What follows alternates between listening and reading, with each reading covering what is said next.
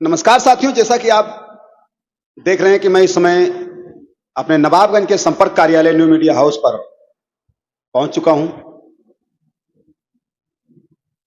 बीते लगभग 5 दिन पहले थाना नवाबगंज के प्रभारी निरीक्षक का स्थानांतरण हुआ है और नए प्रभारी निरीक्षक हमारे माननीय श्री जितेंद्र कुमार यादव जी का आगमन हुआ है। क्षेत्र में जो माहौल है, जो गतिविधि है, वो मैंने तो आप सभी को बता ही दिया है और आपने देखा भी है। और भी चीजें निकल कर आ जाई हैं, लेकिन खैर अभी उस मुद्दे पर मैं बात नहीं करूंगा। उसकी मैं इन्वेस्टिगेशन कर रहा हूं।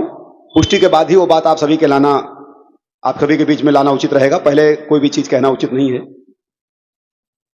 आज का जो हमारा इस वीडियो को शूट करने का जो मकसद है, वो मकसद है कि जो जनता के साथ शोषण हो रहा है,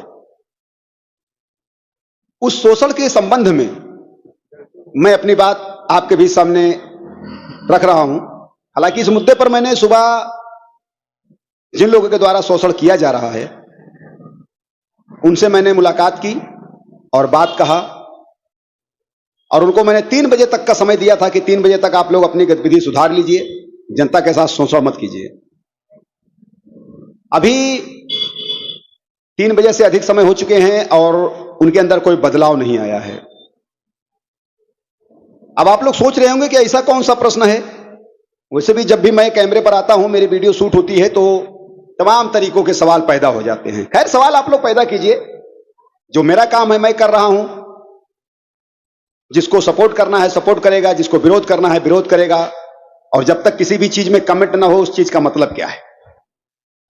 तो खैर, वो अपनी अपनी एक प्राथमिकता है, हर आदमी की अपनी अपनी सोच है। उससे हमारा कोई ना नफा ही है ना नुकसान ही है। अब आज का जो वीडियो में शूट कर रहा हूं, उसका मुख्य उद्देश्य है कि थाना नवाबगंज के गेट पर आने वाली जनता के साथ, आने वाले फरियादियों के साथ, आने वाले पीड़ितों के साथ जो शोषण होता है, कहीं ना कहीं वो गलत है। मैं अपने वीडियो के माध्यम से थाना प्रभारी निरीक्षक श्री जितेंद्र कुमार यादव जी, आपसे और पुलिस क्षेत्राधिकारी महोदय नानपारा, मैं आपसे और जनपद के वरिष्ठ पुलिस अधीक्षक महोदय, आपसे मैं एक अपील करना चाहूंगा और अपील कर रहा हूं। यह appeal new media house Nawabganj कार्यालय की तरफ से मैं आप सभी को अपने वीडियो के माध्यम से यह अपील करता हूं कि थाना नवाबगंज के गेट पर जो शोषण होता है, उस पर अंकुश लगाने में आप मेरी मदद करें। थाना नवाबगंज के गेट पर 2 व्यक्ति फरियादियों की प्रार्थना पत्र लिखते हैं। अब सबसे बड़ी विडंबना यह है कि जब कोई फरियादी, पहली बात तो उनके साथ कभी कभी बदतमीजी जैसी सिचुएशन मैंने स्वयं देखा है। श्रीमान जी, ये पिछड़ा क्षेत्र है, यहां कोई डेवलपमेंट उस तरीके से नहीं है जो आदमी उतना सकुशल हो। यहां पे काफी लाचार, बेबस, मजबूर, खेती किसानी करने वाले छोटे किस्म के व्यक्ति हैं, मिडिल क्लास के लोग हैं यहां पे। जब उनके साथ किसी भी प्रकार की कोई समस्या होती है तो वो अपनी फरियाद लेकर थाना नवाबगंज गेट पर पहुंचते हैं और वहां पर बैठे हैं 2 इंस्पेक्टर। अंदर जो इंस्पेक्टर साहब बैठे हैं उनसे कोई लेना देना नहीं, वो तो बाद का विषय है। जब सूरज निकलेगा धूप तब लगेगी, वो भी बात का बात है। अभी थाने के बाहर गेट पर देखिए 2 प्रभारी बैठे हैं और दोनों अलग अलग तरीके से एप्लीकेशन लिखते हैं। अब एक एप्लीकेशन को लिखने के लिए उन गरीबों से प्राइवेट 50 रुपए चाहिए उनको। जब वही प्रकरण सुलह समझौता होगा तो दोनों पक्ष से 100 रुपए चाहिए। और यही कहीं विवाह विच्छेद या किसी पति पत्नी के मामले में कुछ लिखा पढ़ी हुई तो 500 रुपए चाहिए। मतलब अधिवक्ता जो बैठे हैं कचहरी में हमारे सिविल कोर्ट पर, उनसे भी हार्ड फीस है थाना नवाबगंज गेट पर लोगों की। ये जनता के साथ शोषण नहीं तो क्या है। और बता दूं आपको, एक प्रार्थना पत्र लिखेंगे और एक ही कॉपी सिर्फ थाने के अंदर चली जाएगी। उसकी सेकंड कॉपी पीड़ित को नहीं दिया जाएगा। आखिर क्यों? आज मैंने जब लिखने वालों से बातचीत की तो उन्होंने कहा कि प्रभारी निरीक्षक महोदय ने मना किया है। मैं पूछना चाहता हूं प्रभारी महोदय निरीक्षक, आप हमको बताइए कि ऐसा कौन से संविधान में, आईटी एक्ट में यह प्राविधान पास कर दिया गया कि पीड़ित को कॉपी नहीं दी जाएगी? भाई, आप कोई अभियोग अगर पंजीकृत करते हैं तो कॉपी देते हैं, तो अगर बाहर वो एप्लीकेशन लिखवा रहा है आपकी बात आप तक पहुंचाने के लिए, तो कॉपी क्यों नहीं दोगे? 50 रुपए आपको लिखाई देता है। और लिखने वालों से मैं सवाल करता हूं कि जब पीड़ित व्यक्ति आपके पास पहुंचता है, एप्लीकेशन लिखवाता है, वो 50 रुपए आपको देता है, तो उसको कॉपी क्यों नहीं दोगे? कार्बन कॉपी आखिर क्यों नहीं दोगे? यह संविधान कब बनाया गया, इसकी जानकारी चाहिए मुझको। अब आप कहते हैं मोबाइल में फोटो खींच लीजिए। क्यों खींच ले मोबाइल में फोटो? 50 रुपए किस बात का आपने लिया है? 4 लाइन का एप्लीकेशन आप लिखते हैं, वो भी शब्दों का चयन सही से नहीं कर पाते हैं, उसमें पढ़ने में नहीं आ रहा है कि आप लिखते क्या हैं। और सबसे बड़ी बात, आप कह रहे हैं मोबाइल में फोटो खींच लीजिए। भाई, उसके पास मोबाइल ना हो तो क्या करेगा वो? आज भी हमारे क्षेत्र में बहुत से ऐसे लोग हैं जो सादा फोन यूज करते हैं, जो 1100, 1200, 1500 रुपए का आता है, जो सिर्फ बात करने के उपयोग में आता है। अब आप कह रहे फोटो खींच लो, कहां से फोटो खींच लेगा वो? और उसके बाद अगर एक्स्ट्रा पैसे नहीं है तो फोटो कॉपी कहां करा लेगा? और मान लीजिए रात में 11 बजे आपने एप्लीकेशन लिखा, तो रात में कहां दुकान खुली है जहां वो फोटो कॉपी कराने जाएगा? और उसके पास मोबाइल नहीं है तो फोटो खींच लेगा। और मान लीजिए किसी भी सम्मानित सिपाही को उसने एप्लीकेशन दे दिया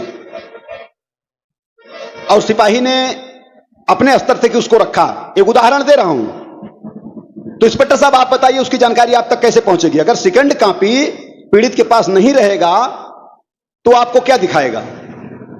उच्च अधिकारियों को क्या दिखाएगा? कैसे बताएगा? आप हमको बताइए। आखिर ये नियम क्यों बनाया आप लोगों ने? या तो प्रार्थना पत्र लिखने वाले झूठ बोल रहे हैं, और अगर झूठ नहीं बोल रहे हैं तो सर थाना, इस समय आप थाना प्रभारी हैं और ये आपकी जिम्मेदारी बनती है कि इन चीजों पर आप विचार विमर्श करें।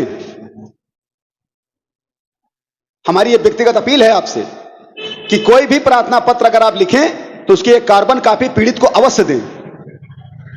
दूसरी बात, अगर प्रार्थना पत्र लिखवाने वाला व्यक्ति जो भी अपनी समस्या बताता है, आप वही बात लिखें।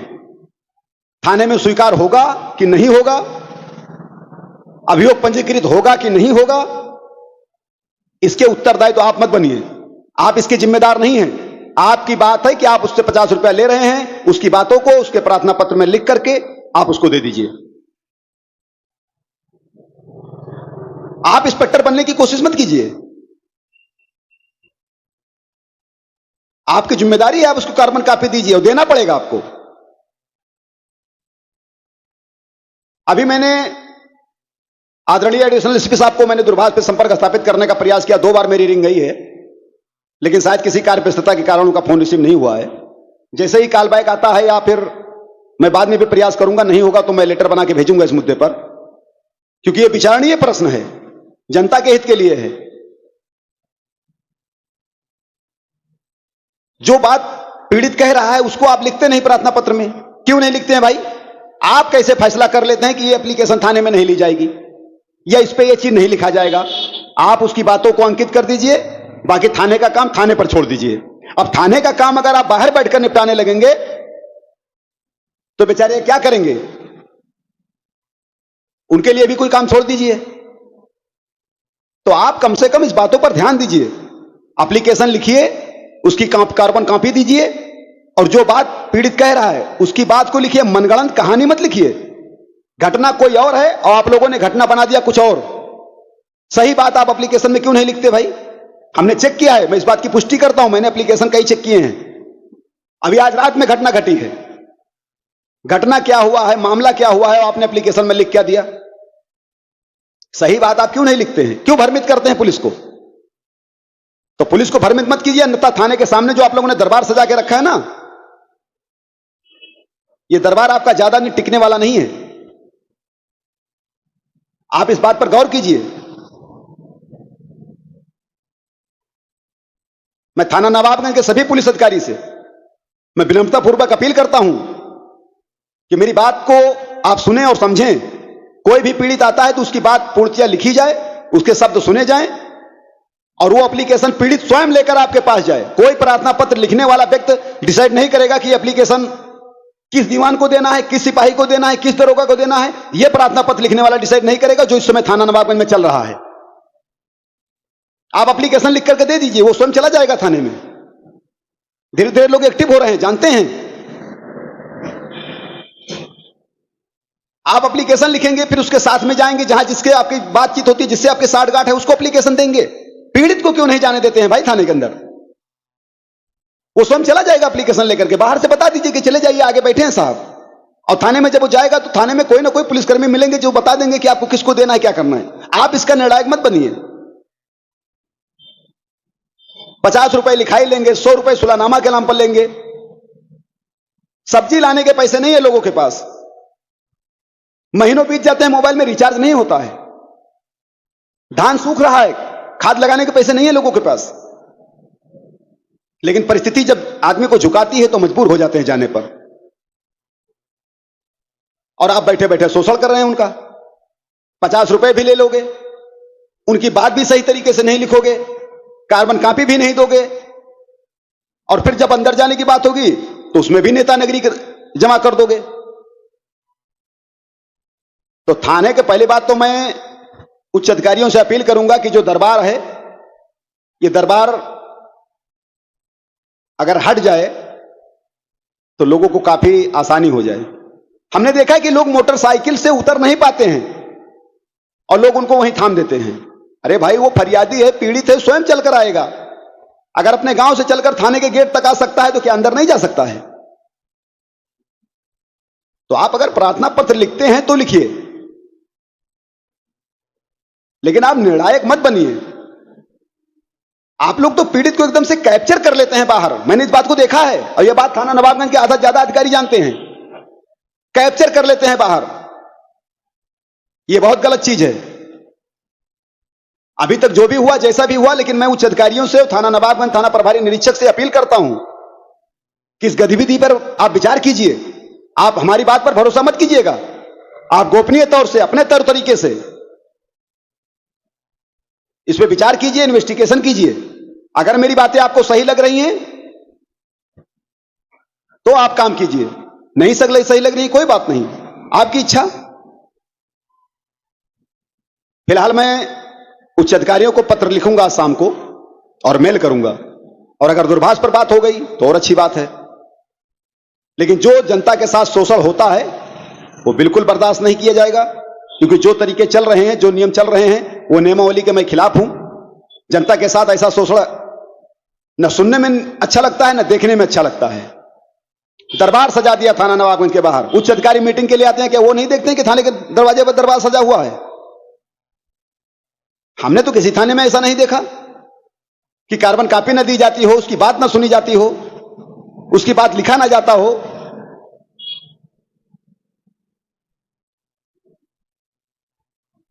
कोई गरीब लाचार बेबस आ जाएगा, अगर प्रार्थना पत्र लिखवा दिया 10 रुपए कम है तो आप उसको कॉपी नहीं दोगे, बदतमीजी करोगे उससे। तो ये चीजें देखिए अब बर्दाश्त से बाहर हो गई हैं। मैं बहुत दिनों से बात कह, मौखिक चीजें शिकायत कर रहा था, लेकिन किसी ने इस बात पर संज्ञान नहीं लिया। मजबूरन मुझे आज ऑन कैमरा इस बात को रख रहा हूं, और मैं कल लेटर बनाकर भेजूंगा उच्च अधिकारी को। आप लोगों की जो इस तरीके की हरकत है, ये चरम सीमा पर हो गई है, बर्दाश्त से बाहर हो गया है।